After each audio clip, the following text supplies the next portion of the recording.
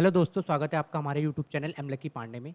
तो दोस्तों, जैसा कि आपको पता है कि अब नॉर्सेट के अंदर हमारे पास बहुत ही कम दिन रह गए हैं। 11 सितंबर को हमारा नॉर्सेट का एग्जाम है। एडमिट कार्ड वगैरह सारी चीज़ें आ चुकी हैं और आपको एडमिट कार्ड अच्छे से डाउनलोड कर लेना है एम्स की वेबसाइट पे जाके। यहाँ पे जैसे आप कैंडिडेट लॉगिन करके पासवर्ड डालोगे तो यहाँ पे साइड में हमारे पास यहाँ पे ऑप्शन आ जाएगा एडमिट कार्ड, और वहाँ से आप अपना एडमिट कार्ड डाउनलोड कर सकते हैं। ठीक है।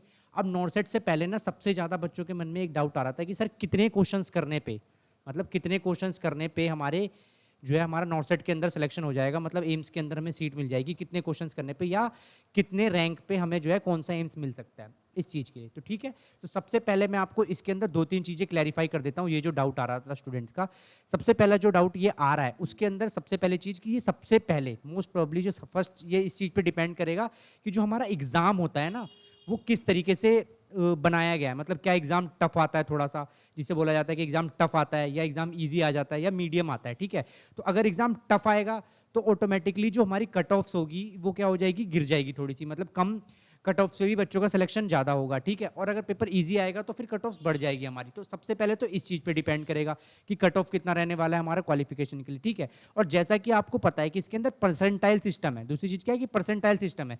तो परसेंटाइल ये नहीं देखा जाता कि किसने कितने नंबर लेके आया है, वो आपको कंपेयर किया जाएगा जिसके आपके बैच में से। ठीक है, जैसे फर्स्ट बैच में दिया या सेकंड बैच में दिया, उन सारे बैचों को कंपेयर किया जाएगा। मान लो जैसे फर्स्ट शिफ्ट में पेपर हुआ वो थोड़ा इजी आ गया, सेकंड शिफ्ट में दिया वो थोड़ा टफ आ गया, तो इन सारी चीज़ों को मैटर करा जाएगा कि जो फर्स्ट होगा जिसका पेपर इजी आएगा उसकी कट ऑफ को थोड़ा हाई रखा जाएगा, और जो सेकंड जिसका पेपर डिफिकल्ट आया गया उसकी कट ऑफ को जो है थोड़ा लो रखा जाएगा, और इस बेसिस पे जो है पूरा परसेंटाइल तैयार किया जाएगा। परसेंटाइल देखा जाएगा कि आपके बैच से सबसे ज़्यादा नंबर किस कैंडिडेट के हैं, उसके बेसिस पे फिर आपकी कट ऑफ तैयार करी जाएगी, मतलब परसेंटाइल तैयार की जाएगी, और उस बेसिस पे फिर आपको रैंक मिलेगी, और वो रैंक फिर डिसाइड करेगी कि आपको कौन सा एम्स मिलेगा।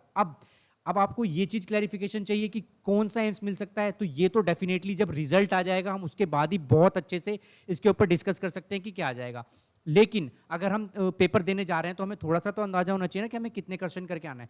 तो मैं आपको सेफ साइड के लिए बता के जा रहा हूं कि आपको सेफ साइड के लिए जो आपको क्वेश्चंस अटेम्प्ट करके आने हैं वो 160 से लेके 170 के अंदर करके आने हैं। ठीक है, ये सेफ साइड क्वेश्चन। ठीक है, और अगर आपको लगता है कि आप और अटेम्प्ट कर सकते हैं तो आपको मैक्सिमम 180 185, क्योंकि 15 से 20 क्वेश्चन एग्जाम के अंदर ऐसे होते ही हैं जो दिए गए रहते हैं छोड़ने के लिए, तो उन एग्जाम्स को आपको उन क्वेश्चंस को आपको छोड़ के आना होता है। ठीक है, तो इसके अंदर जो सेफ साइड अगर हम चलते हैं तो हमें 160 से लेके अगर हम देखें तो जो रेंज निकल के आएगी वो 180 क्वेश्चन तक आएगी, कि इसके अंदर से मान लो हमारे 10 या 20 गलत हो जाते हैं। ठीक है, उसके बाद सारी चीज़ों को जोड़ के बता रहा हूँ मैं आपको। मान लो आपने 160 या 70 अटेम्प्ट करते हैं, 160 से 180 के बीच में, इसके अंदर से 10-20 क्वेश्चन को आपका नेगेटिव हो जाते हैं। ठीक है, तब जो हमारी रैंकिंग निकल के आएगी वो इतनी रैंकिंग निकल के आएगी कि हमें ईजिली कोई सा भी एम्स जो है अलॉट हो जाएगा। ठीक है, और उसके बाद फिर ये देखा जाएगा कि आपकी, मतलब अब मान लो आपकी आई 144 नंबर आए आपके, और उसी 144 नंबर के ऊपर कितने बच्चे लाइक करेंगे इस चीज़ पे भी देखा जाएगा। फिर पॉइंट्सों को देखा जाएगा कि कितने पॉइंट्स जो हमने आ रहे हैं। जैसे कि आपने देखा है कि जो परसेंटाइल जो रिजल्ट आता है वो पॉइंट्स में होता है कि 99.8.567 ऐसे करके परसेंटाइल निकाली जाती है टोटली। ठीक है, तो उन सारी चीज़ों को पॉइंट टू पॉइंट मिलाया जाएगा और उस बेसिस पे फिर रैंक तैयार होगी। तो ऑन ए सेफ साइड अगर आप जाना चाहते हैं, आपको पेपर अटेम्प्ट करना है कि आपको कितने क्वेश्चंस बिल्कुल सही करके आने हैं या कितने क्वेश्चंस अटेम्प्ट करके आने हैं। अगर आप सही करके आना चाहते हैं कि मतलब आप चाहते हैं कि बिल्कुल उसके अंदर से नेगेटिव ना हो, तो ऐसा होता नहीं है। ठीक है, मोस्ट प्रोबेबली अगर बच्चे बहुत बहुत अच्छे से बहुत प्रायोरिटी से करके आते हैं जो उनको आता है, तो भी जो बच्चे अटेम्प्ट करके आते हैं वो 140 से 150 अटेम्प्ट करके आते हैं। ये तब का बता रहा हूँ जो बिल्कुल बिल्कुल सही अटेम्प्ट करके आए हैं बच्चे, जिसके अंदर से मान लो नेगेटिव एक आधा दो चार या 4-5 क्वेश्चन नेगेटिव हुए, बस इतने क्वेश्चन नेगेटिव हुए हैं, तब बहुत चांसेस है कि उनका बिल्कुल हाई रैंक के अंदर क्वालिफाई हो जाएगा।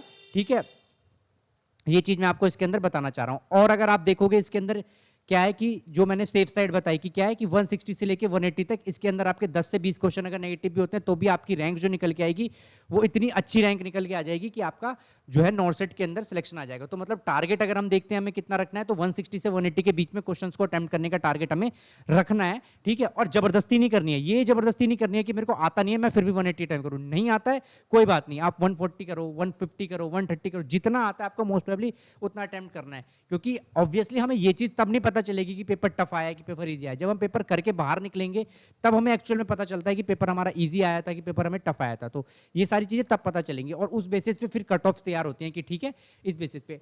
और ठीक है, तो ये हो गई मेरी तीनों चीज मैंने आपको यहाँ डिस्कस कर ली कि कैसे टफ और एग्जाम आएगा उसके ऊपर पूरा डिपेंड करेगा कि कट ऑफ रैंक कैसे सकते हैं। हम पहले से भी बिल्कुल प्रिडिक्ट नहीं कर सकते कि किस रैंक के ऊपर कौन सा साइंस मिलेगा। बाद में कि जैसे आपको पता है टॉप रैंकिंग में, अभी आपको दिखाता हूँ वो भी कि किस तरीके से अगर आप टॉप में रहते हैं तो आपको कौन सा मिल सकता है, दूसरे पे रहेंगे तो आपको किस तरीके से मिल सकता है, ठीक है।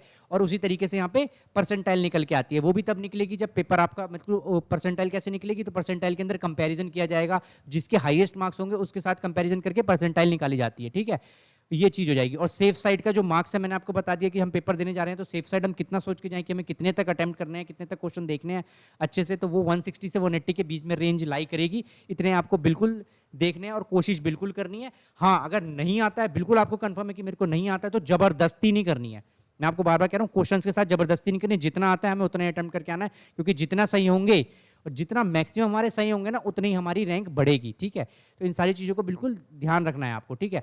अब मैं प्रीवियस ईयर जो 2021 के हमारे कट ऑफ्स हैं उनके बेसिस पे आपको बता देता हूँ कि देखो, अब वो आप देख सकते हैं, उस बेसिस पे आपको बिल्कुल एग्जैक्ट पता चल जाएगा कि रैंकिंग क्या रह सकती है क्या नहीं रह सकती। जैसे कि आप देखो यहाँ पे हमारे पास आ गया, तो इसके बीच में अगर आपके मान लो 160 180 के बीच में अगर हाईएस्ट मार्क्स आते हैं और उसके रेंज में आपके नंबर लाई कर जाते हैं, ठीक है, तो उस टाइम बनेगा कि हाईएस्ट किसके नंबर है। तो जो भी हाईएस्ट रैंकिंग आएगी, मतलब यहाँ पे जो एडमिशन का बेसिस है वो रैंकिंग है, कि जिसकी भी मतलब 100 से 200 के बीच में रैंक आई है उसको भाई एम्स जोधपुर मिलेगा। जैसे कि आप देख सकते हो एम्स जोधपुर मिला है, ऑल इंडिया रैंक से चालू होता है और 83 के आसपास होता है, ठीक है। हम सीधा अनरिजर्व कैटेगरी का देख लेते हैं, उसके बेसिस पे आप सारे यहाँ पे आपके पास 2021 की वेबसाइट पे जाके आप इसको डाउनलोड करके ना वहाँ से कंपेरिजन कर सकते हैं कि ठीक है मेरे को इतनी के बीच में अपनी रैंक रखनी है। अब इतने के बीच में रैंक रखने के लिए आपको कितने क्वेश्चंस अटेम्प्ट करने हैं, ये टोटली इस पे डिपेंड करेगा, ठीक है। कि टॉप के मैंने आपको जो टोटल बताया ना 160, ये टॉप रैंकर वालों के लिए, कि मतलब आप टॉप के रहना चाहते हैं, और सब जो एग्जाम देने जा रहे हैं उसमें 90% बच्चों का यही रहता है कि मेरी रैंक टॉप के अंदर है।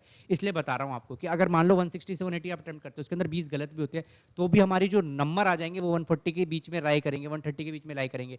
या फिर हम क्या कर सकते हैं, 110 या 120 ही सही करके आ सकते हैं, बिल्कुल सही, जिसके अंदर से एक आधा ही कुछ नेगेटिव हो, तो भी हमारे पूरे पूरे चांसेस है कि हमारी रैंकिंग बहुत अच्छी आ जाएगी, ठीक है। और मैं आपको प्रीफर्ड और सेफ साइड बोलूंगा कि हमें कोशिश करनी है, हमें कोशिश करनी है कि आप जनरल वाले हैं उसके हिसाब से आप देख सकते हैं कि हमें अपने जनरल कैंडिडेट है ना, तो उसको अपनी रैंक कम से कम 5000 के अंडर में तो रखनी है कि उसका सिलेक्शन हो जाए। अगर आपकी रैंक 5000 के अंडर में रहेगी, जनरल की बात कर रहा हूँ, इस चीज़ का ध्यान रखिएगा, जनरल कैंडिडेट। उसके अलावा यहाँ पे सारे की रैंक्स दी गई हैं अलग अलग, तो आप इससे एक बार के लिए मैच कर सकते हैं कि इतनी रैंक हमें जो टारगेट करके चलना है, ताकि जो हमारा सिलेक्शन है वो फर्स्ट राउंड के अंदर ही हो जाए। जैसे कि आप देख सकते हैं जोधपुर की सबसे ज्यादा हाई गई है। उसके बाद अगर हम आ जाते हैं तो फिर हम और भी अगर यहाँ पे देखना चाहे तो एम्स ऋषिकेश की देख सकते हैं आप, एम्स बीबी नगर की देख सकते हैं, इन सब की देखें आप कट ऑफ कितनी हाई जा रही है। अब एम्स दिल्ली की देख सकते हैं, एम्स दिल्ली में भी ऑलमोस्ट 1300 के राउंड की रैंक, मतलब अगर हमें टारगेट करना है तो हमें हमेशा जैसे जो भी रैंक गई है प्रीवियस ईयर है उससे थोड़ा कम लेके ही चलना पड़ता है, कि पेपर डिपेंड करता है, क्योंकि पेपर जरूरी नहीं है ना कि जो पेपर पिछले साल आया था वैसा ही पेपर आ जाए, पेपर डिफरेंट हो सकता है। इसलिए जैसे इसके अंदर 1392 1300, तो हमें टारगेट क्या करनी है रैंक, हमें टारगेट करनी है रैंक कि हमारी 1000 के अंदर आ जाए अगर हमें दिल्ली चाहिए तो। अगर जोधपुर में आप देख सकते हैं एक है 83, तो हमें टारगेट क्या करनी है कि हमारी 50 के अंदर रैंक आ जाए, तब जाके हमें जो है जोधपुर के अंदर मिल जाएगा। तो इन सारी चीज़ों को बिल्कुल आपको ध्यान रखना है और बिल्कुल फोकस करके चलना है, ठीक है जी। सारी आप रैंक देख सकते हैं, ये जो लिंक है वो आपको 2021 की वेबसाइट पे मिल जाएगा, ये जो कट ऑफ जाएगी, और इस बेसिस पे आप अपना टारगेट सेट कर सकते हैं, ठीक है। एक्चुअल कट ऑफ जो आएगी वो हम जैसे ही रिजल्ट आता है उसके बाद, या रिजल्ट भी क्या, जैसे ही हमारा पेपर होता है, मतलब पेपर होने के बाद ही पेपर को हार्ड और टफ को देखते हुए हम क्या कर सकते हैं, उसको उसके बाद हम उस पर डिस्कस कर सकते हैं कि कितनी रैंक और क्या हिसाब से जा सकती है और क्या रैंक रह सकती है और कितनी जो है चांसेस हैं, कितने रैंक वालों के चांसेस हैं कि उनका सिलेक्शन हो जाएगा। तो ये डेफिनेटली ये फोरमोस्ट टॉपिक है, मतलब पेपर एक बार कंप्लीट हो जाए उसके बाद ही हम इसके ऊपर बहुत अच्छे से डिस्कस कर सकते हैं, टोटली पेपर के ऊपर डिपेंड करता है, ठीक है। तो उम्मीद करता हूँ ये डाउट आपका क्लियर हो गया होगा, तो इसके ऊपर आपको ज़्यादा सोच विचार करने की जरूरत नहीं है। बस अभी हमारा पेपर है, 11 तारीख को हमारा पेपर है और हमें अपना बहुत पॉजिटिव रहना है और हमारे पेपर को बेस्ट दे के आना है। मतलब 11 सितंबर को मेरा एग्जाम है, मुझे उसके अंदर अपना बेस्ट दे के आना है, डेट्स यही हमारी लाइन है और हमें इसको ही वर्क करना है, ठीक है। उम्मीद करता हूँ ये वीडियो इन्फॉर्मेटिव रही होगी। Thank you so much.